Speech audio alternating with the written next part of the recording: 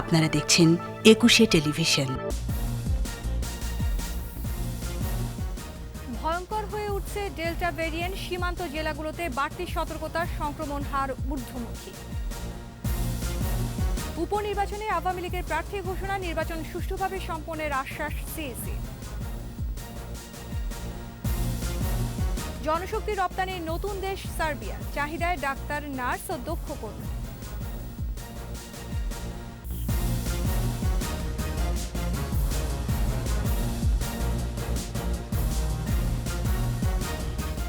শুনছিলেন first security ইসলামী bank limited সংবাদ শিরোনাম। আমন্ত্রণ রাতের 21 সংবাদে, আপনাদের সাথে আছি আমি আশরা সাবেরা। দর্শক, 21 টেলিভিশনের সংবাদ একই সাথে সরাসরি দেখতে পাবেন আমাদের ফেসবুক পেজ www.facebook.com/2124 অনলাইনে। করোনা ভাইরাসের ডেল্টা ভেরিয়েন্ট আরও ছড়িয়ে পড়ার আশঙ্কা করছেন জনস্বাস্থ্য বিশেষজ্ঞরা। বলছেন, সংক্রমণ ঠেকাতে এখনই যথাযথ ব্যবস্থা নেওয়া না হলে পরিস্থিতি আরও খারাপ হতে পারে। একই সঙ্গে লকডাউন নিশ্চিতভাবে কার্যকরের তাগিদও তাদের। রিপোর্টে আরও জানাচ্ছেন মোহাম্মদ নুরুন নবী। করোনা ভাইরাসের ভারতীয় ধরন ডেল্টা আলফা, বেটা ও গামা ভেরিয়েন্টের চেয়েও বেশি ভয়ঙ্কর। দেশের প্রথম এই ভাইরাসটি শনাক্ত হয় 8 মে। 3রা জুন পর্যন্ত 50টি নমুনার জিনোম সিকোয়েন্সিং করে 40টিতেই ভারতীয় ধরন মিলেছে আইইডিসিআর এর গবেষণায়। স্বাস্থ্য অধিদপ্তরের পরিসংখ্যান বলছে, রাজশাহী ও খুলনা বিভাগে অধিকাংশ জেলায় সংক্রমণের হার 24 থেকে 60% মধ্যে। চাঁপাইনবাবগঞ্জ, সাতক্ষীরা, রাজশাহী সহ সীমান্তবর্তী কয়েকটি জেলায় লকডাউন বা বিধিনিষেধ আরোপ করেছে স্থানীয় প্রশাসন। যদিও কারিগরি কমিটি আগে থেকেই সর্বাত্মক বিধিনিষেধ আরোপের পরামর্শ দিয়েছিল, কিন্তু নানা কারণে তা কার্যকর হয়নি। আমরা করোনার পেছনে দৌড়াই, আমাদেরকে কিন্তু করোনা ঠেকাতে হলে করোনার সামনে থেকে তাকে ঠেকাতে হবে। আমাদেরকে মনে রাখতে হবে যে এটা একটা মারাত্মক ঝুঁকির দিকে আমরা যাচ্ছি। 20% মানে এইটাকে আমাকে 5%-এর নিচে কমিয়ে আনতে হবে যদি আমরা করোনাকে নিয়ন্ত্রণ করতে চাই। জেলাভিত্তিক তথ্য বিশ্লেষণ করে দেখা যাচ্ছে, গেল এক সপ্তাহে 22টি জেলায় সংক্রমণ শনাক্তের হার 20%-এর বেশি। এর মধ্যে নড়াইল, টাঙ্গাইল, নোয়াখালী, নাটোরের মতো জেলাগুলো সীমান্তবর্তী নয়। একইভাবে দেশের উত্তর ও দক্ষিণ পশ্চিমাঞ্চলে মৃত্যুও বাড়ছে। এই পরিস্থিতিতে ভাইরাসের বিস্তার রোধেই একমাত্র সমাধান বলছেন জনস্বাস্থ্য বিশেষজ্ঞরা। আমাদের চেষ্টাটা হবে সংক্রমণ যাতে কোনো ক্রমেই যেখানে আছে সেখান থেকে না ছড়ায়। এই 22টি জেলাকে সম্পূর্ণভাবে আমাদেরকে কিন্তু লকডাউনের আওতায় আনতে হবে। লকডাউন মানে স্ট্রিক্ট লকডাউন। এই লকডাউনটা একটা উপজেলায় হতে পারে, একটা জেলায় হতে পারে, একটা ইউনিয়নে হতে পারে, একটা ওয়ার্ডেও হতে পারে। সুতরাং এইটার দায়িত্ব দিতে হবে সিভিল সার্জন সাহেবকে। উপজেলা পর্যায়ে কন্ট্যাক্ট ট্রেসিং, অ্যান্টিজেন টেস্ট ও প্রাতিষ্ঠানিক কোয়ারেন্টাইন বাড়ানোর পরামর্শ এই বিশেষজ্ঞের। যাদেরকে আমরা কন্ট্যাক্ট ট্রেসিং এর মাধ্যমে পাবো তাদেরকে কোয়ারেন্টাইনই নিতে হবে, সেটা অফিসিয়াল কোয়ারেন্টাইন হতে হবে। একটা হলো মানুষকে স্বাস্থ্যবিধি মানতে হবে, আরেকটা হলো স্বাস্থ্যবিধি মানতে বাধ্য করতে হবে। আক্রান্তদের চিকিৎসা নিশ্চিত করতে এসব জেলায় অক্সিজেন, হাইফ্লো নেজাল ক্যানোলা এবং চিকিৎসা সরঞ্জাম সহ সক্ষমতা বাড়ানোর পরামর্শও তার। মোহাম্মদ নুরুন নবী, 21 টেলিভিশন, ঢাকা। একদিনে রাজশাহী, সাতক্ষীরা, ঠাকুরগাঁও ও চাঁপাইনবাবগঞ্জে 16 এবং যশোরে 3 জনের মৃত্যু হয়েছে। সীমান্ত জেলাগুলোর হাসপাতালে বাড়ানো হয়েছে শয্যা সংখ্যা। সংক্রমণ রোধে রাজশাহী মহানগরীতে এক সপ্তাহের সর্বাত্মক লকডাউন চলছে। সাতক্ষীরায় দ্বিতীয় দফায় চলছে আরও এক সপ্তাহের লকডাউন। প্রতিনিধিদের সহায়তায় মাসুম আলিসার রিপোর্ট। রাজশাহী মেডিকেলে করোনা ওয়ার্ডে আরও 4 জনের মৃত্যু হয়েছে। শনাক্তের হার 39.07%। মহানগরীতে চলছে 7 দিনের সর্বাত্মক লকডাউন। মোতায়েন রয়েছে আইন শৃঙ্খলা বাহিনী। এই লকডাউন এটা একটা খুবই কার্যকরী একটা পন্থা। ইনশাআল্লাহ এটা যদি 2 সপ্তাহ থাকে, এটা অবশ্যই ইনশাআল্লাহ কমলে আমাদের রোগী কমে গেলে ইনশাআল্লাহ একটা পরিস্থিতি উন্নত হবে। সাতক্ষীরায় মারা গেছে 4 জন। করোনা ওয়ার্ডে শয্যা সংখ্যা বাড়ানো হয়েছে। এই জেলায় চলছে দ্বিতীয় দফায় 7 দিনের লকডাউন। ঠাকুরগাঁয়ে করোনা সংক্রমিত 4 জন চিকিৎসাধীন অবস্থায় মারা গেছে। চাঁপাইনবাবগঞ্জে করোনা আক্রান্ত হয়ে 4 জনের মৃত্যু হয়েছে। শনাক্তের হার কমে 11.26%। যশোর জেনারেল হাসপাতালে করোনা ওয়ার্ডের চিকিৎসাধীন অবস্থায় মারা গেছে 3 জন। শনাক্তের হার 27%। 24 ঘন্টায় নওগাঁয় নতুন করে আক্রান্ত 61 জন। শনাক্তের হার 26.29%। নাটোরে কঠোর লকডাউন দিয়েও থামানো যাচ্ছে না সংক্রমণের ঊর্ধ্বমুখী। শনাক্তের হার 60 থেকে 50% ওঠানামা করছে। মোংলায় সংক্রমণ বেড়ে 58% দাঁড়িয়েছে। কঠোর বিধিনিষেধ থাকলেও তা মানা হচ্ছে না। একই চিত্র কুষ্টিয়া পৌর এলাকায়ও। দিনাজপুরে শনাক্তের হার 32.20%। খুলনা জেলায় রোববার থেকে এক সপ্তাহের কঠোর বিধিনিষেধ জারি করা হয়েছে। সদর হাসপাতালে শয্যা সংখ্যা বাড়িয়ে করোনা ডেডিকেটেড করা হয়েছে। মাসুম আলিসা, 21 টেলিভিশন। করোনার চিকিৎসা দিতে গিয়ে আক্রান্ত হয়ে ও উপসর্গে জীবন দিয়েছেন 158 চিকিৎসক। এ তথ্য প্রকাশ করেছে বাংলাদেশ মেডিকেল অ্যাসোসিয়েশন। আর স্বাস্থ্য খাত নিয়ে টিআইবি মিথ্যাচার করেছে বলে মন্তব্য করেছেন স্বাস্থ্যমন্ত্রী। এদিকে করোনায় দৈনিক সংক্রমণ হার বেড়ে দাঁড়িয়েছে 14.12%। বিস্তারিত জানাচ্ছেন স্মৃতি মণ্ডল।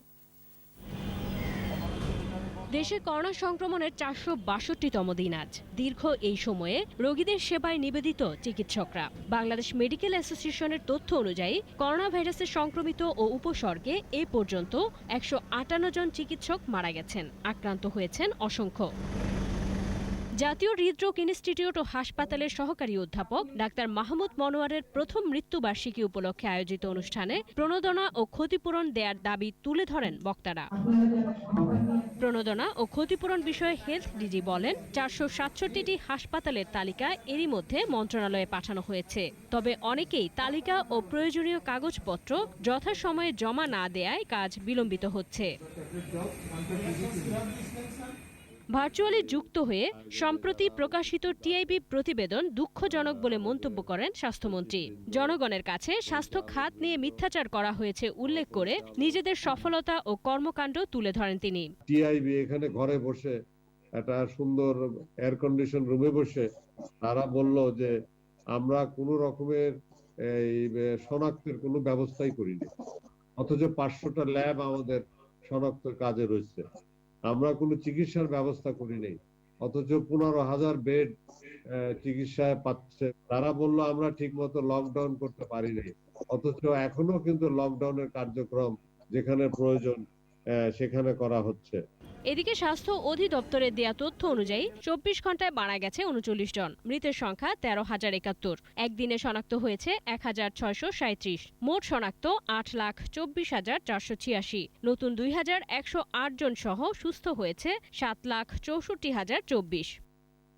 পরীক্ষা বিপরীতে দৈনিক সংক্রমণ হার বাড়ছে। আগের দিনের চেয়ে বেড়ে হয়েছে 14.12%। মৃত্যুহার 1.59 ও সুস্থতার হার 92.67%। স্মৃতি মণ্ডল, 21 টেলিভিশন, ঢাকা।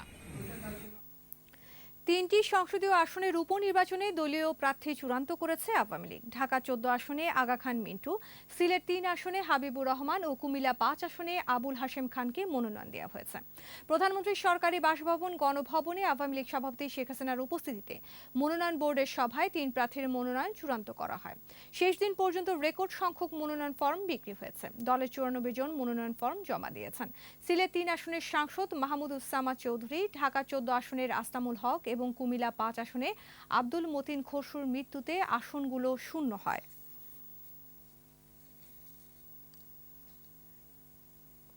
প্রার্থী কোন দলের তা বিবেচ্য নয়, সবাইকে সমান সুযোগ দিয়ে সুষ্ঠু নির্বাচন সম্পন্ন করা হবে বলে আশ্বাস দিয়েছেন প্রধান নির্বাচন commissioner KM Nurul Huda. Barishal circuit হাউসের সভাকক্ষে নির্বাচন সংশ্লিষ্ট কর্মকর্তাদের উপস্থিতিতে আইনশৃঙ্খলা সংক্রান্ত সভায় তিনি বলেন, করোনার কারণে নির্বাচন পেছানো হয়েছিল, কিন্তু পরিস্থিতি স্বাভাবিক না হলেও পৌরসভা ও ইউনিয়ন পরিষদ নির্বাচন দিতে হচ্ছে। নির্বাচনের সুষ্ঠু দায়িত্ব পালনে আইনশৃঙ্খলা রক্ষাকারী বাহিনীর প্রতি আহ্বান জানান প্রধান নির্বাচন কমিশনার।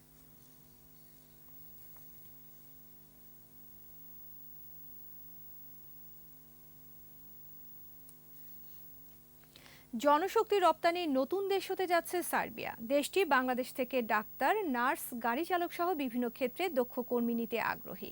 এরই মধ্যে 9 জন ভারী যানবাহন চালককে পাঠানো হয়েছে দেশটিতে।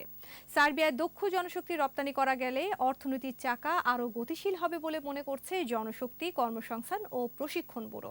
মানিক শিকদারের রিপোর্ট। দক্ষিণ পূর্ব ইউরোপের দেশ সার্বিয়া। 88,361 বর্গ কিলোমিটারের দেশটিতে জনসংখ্যা মাত্র 88 লাখ। অর্থনৈতিক সূচকে উচ্চ মধ্যমায়ের দেশ। প্রাকৃতিক সম্পদ, রূপবৈচিত্র্যের পাশাপাশি ভাষা সংস্কৃতিতেও আছে বৈচিত্র্য। সার্বিয়াতেই খুলতে যাচ্ছে জনশক্তি রপ্তানির নতুন বাজার। শুক্রবার রাতে শাহজালাল আন্তর্জাতিক বিমানবন্দর থেকে 9 জন শ্রমিক পাড়ি দিয়েছেন সার্বিয়ার উদ্দেশ্যে। আমরা যে পথ রচনা করলাম, এ পথটি প্রসারিত হবে, দীর্ঘতর হবে। অনেক ভাই বোন তাদের চাকরি পাবে। দক্ষ কর্মী, প্রকৌশলী, চিকিৎসক, নার্স, বিভিন্ন পেশার মানুষ সদ্যদেও কিন্তু পৃথিবীর বিভিন্ন জায়গায় গেছে। নতুন এই শ্রমবাজার সম্ভাবনার দ্বার খুলে দিয়েছে। দেশটির চাহিদায় দক্ষ ও অভিজ্ঞ কর্মী, হাই স্কিল ওয়ার্কার্স, এবং কেউ কেউ এর মধ্যে ছিল অন্য অন্য দেশে কাজ করে ফিরেছে। বিশেষজ্ঞরা বলছেন দক্ষ কর্মীর অভাবে বিভিন্ন সময় পিছিয়ে পড়তে হয়, তাই দক্ষ জনশক্তি গড়ার তাগিদ দিচ্ছেন তারা। যে সেক্টরেই যাক, তাদের যদি দক্ষতা না থাকে, আমরা এই যে মিডল ইস্টে কিংবা অন্যান্য দেশে যে এইভাবে লোক কর্মী পাঠায়, সেটা আমরা করতে পারবো না। এ বিষয়ে আমাদের কিছুটা দক্ষতা থাকতে হবে। এই প্রসেসগুলোকে আরো সহজ করা এবং দ্রুততর করা যায় কিভাবে, সেগুলোর বিভিন্ন উপায় এবং কৌশলগুলো নিয়ে আমরা কাজ করছি। ইউরোপের দেশগুলোতে নতুন বাজার সৃষ্টি করা গেলে অর্থনীতিও নতুন গতি পাবে বলে মনে করছেন বিশেষজ্ঞরা। বিকল্প মার্কেট যদি আমরা ইউরোপকে আমরা টার্গেট করতে পারি, নিঃসন্দেহে আমাদের এই দেশের অর্থনৈতিক ভিত্তি আরো মজবুত হবে। মানিক শিকদার, 21 টেলিভিশন, ঢাকা। নিচ্ছি প্রিমিয়ার ব্যাংক লিমিটেড সংবাদ বিরতি। যখন ফিরছি তখন অন্যান্য খবরের সঙ্গে আরও থাকবে। দেশে টাগবোট তৈরি করছে নৌবাহিনী, ড্রেজার স্থানান্তরে বাড়বে গতি।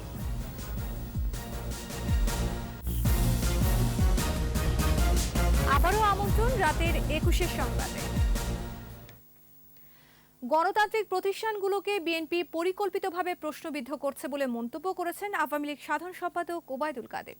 সরকারি বাসভবন থেকে নিয়মিত ব্রিফিংয়ে দলটিকে ক্ষমতা পাগল বলেও আখ্যায়িত করেন তিনি।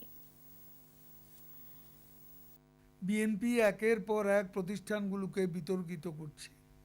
তাদের বিজয়ের গ্যারান্টি দিলে নির্বাচন কমিশন তাদের ভাষায় নিরপেক্ষ হবে, তাদের পক্ষে রায় দিলেই বিচার বিভাগ স্বাধীন, তাদের নেতাদের অপরাধ ও দুর্নীতির বিচার না করলে দুদক ভালো। আসলে বিএনপি নিজেরাই গণতান্ত্রিক প্রতিষ্ঠানগুলোকে প্রশ্নবিদ্ধ করছে পরিকল্পিতভাবে। দেশে প্রথমবারের মতো তৈরি হচ্ছে উন্নত প্রযুক্তির 10টি টাগবোট। আগামী 2 বছরের মধ্যে বোটগুলো তৈরির কাজ শেষ করবে নৌবাহিনী। এর ফলে ড্রেজার স্থানান্তরে গতি বাড়বে বলে জানিয়েছেন নৌ প্রতিমন্ত্রী। দীপু শিকদারের রিপোর্ট।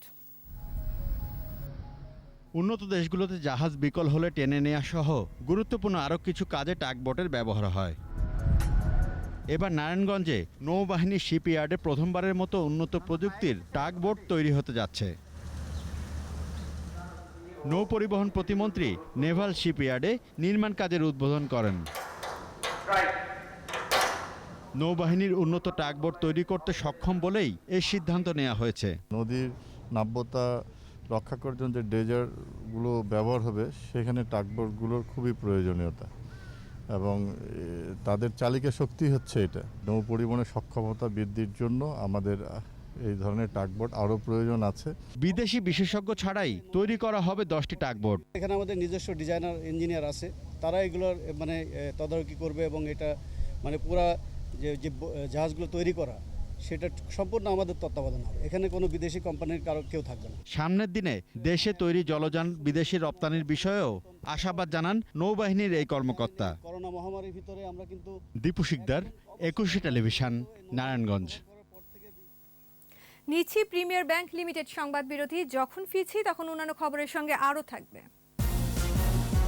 আচরণবিধি ভাঙায় সাকিবের শাস্তি, 3 ম্যাচ নিষিদ্ধ, 5 লাখ টাকা জরিমানা। আর এরই সাথে শেষ করছি রাতের 21 সংবাদ। যাবার আগে ফার্স্ট সিকিউরিটি ইসলামী ব্যাংক লিমিটেড সংবাদ শিরোনামগুলো আরও একবার। ভয়ঙ্কর হয়ে উঠছে ডেল্টা ভেরিয়েন্ট, সীমান্ত জেলাগুলোতে বাড়তি সতর্কতা, সংক্রমণ হার ঊর্ধ্বমুখী। উপনির্বাচনে আওয়ামী লীগ প্রার্থী ঘোষণা, নির্বাচন সুষ্ঠুভাবে সম্পন্নের আশ্বাস সিইসি। জনশক্তি রপ্তানির নতুন দেশ সার্বিয়া, চাহিদায় ডাক্তার, নার্স ও দক্ষ কর্মী।